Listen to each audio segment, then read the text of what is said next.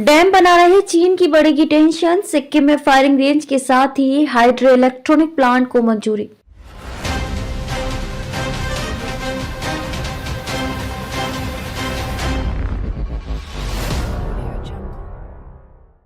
चीन की तरफ से यारलुंग सांगपो पर दुनिया का सबसे बड़ा बांध बनाने और भारतीय क्षेत्र लद्दाख में नए काउंटी का नाम रखने के फैसले के बीच भारत ने एक अहम फैसला लिया है। भारत की वन सलाहकार समिति FAC ने सिक्किम में भारत चीन सीमा के पास योंगरी में 2000 मीटर की फायरिंग रेंज को मंजूरी दे दी है। इसके साथ ही अरुणाचल प्रदेश के अंजौ में 16 मेगावाट के हाइड्रो इलेक्ट्रिक प्लांट को मंजूरी दे दी है। ये प्लांट 2012 में बादल फटने से बह गया था।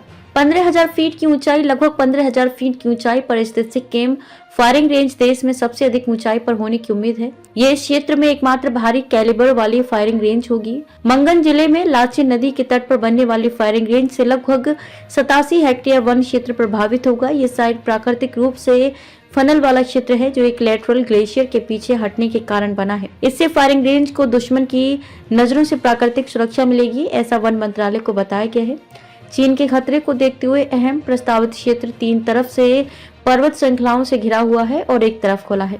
इससे लाइव फायरिंग से जुड़े खतरे भी कम हो जाते हैं। रेंज की लंबाई को देखते हुए टैंक के गोले के पर्वत श्रृंखलाओं से टकराने की संभावना बहुत कम है।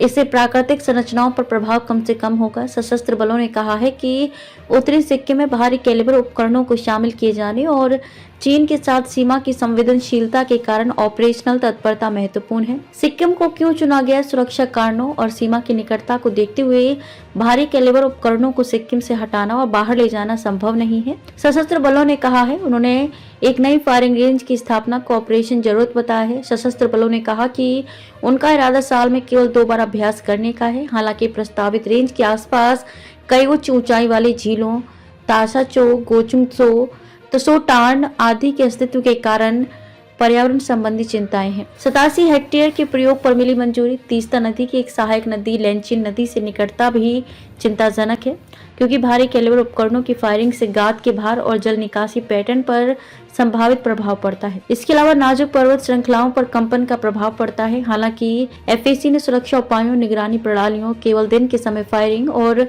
बेकार गोला बारूद और विस्फोटक गोले के उचित निपटान पर चेतावनी के साथ फायरिंग रेंज के लिए 87 हेक्टेयर जंगल को डाइवर्ट पर सहमति व्यक्त की है।